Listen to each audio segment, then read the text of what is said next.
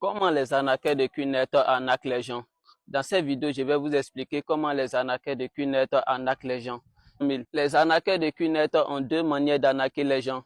Il y a la manière comment arnaquer un victime qui est dans la même ville que l'arnaqueur. Et il y a la manière comment arnaquer un victime qui n'est pas dans la même ville ou dans le même pays que l'arnaqueur.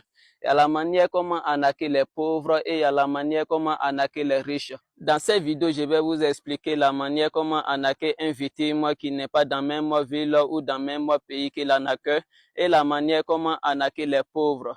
Parce qu'ils sont rapides à arnaquer les pauvres plus que les riches.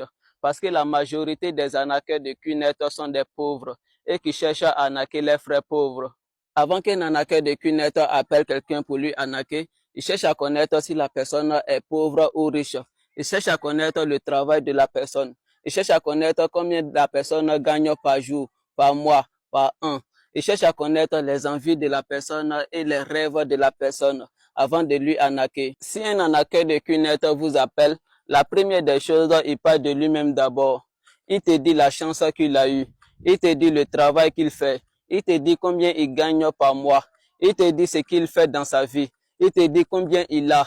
Il te fait croire qu'il gagne sa vie. Il te fait croire qu'il vit la vie des rêves. Si un arnaqueur de Qnet t'appelle, il te dit que Dieu a fait une grâce pour moi, qu'aujourd'hui je travaille au port, que je suis payé assez.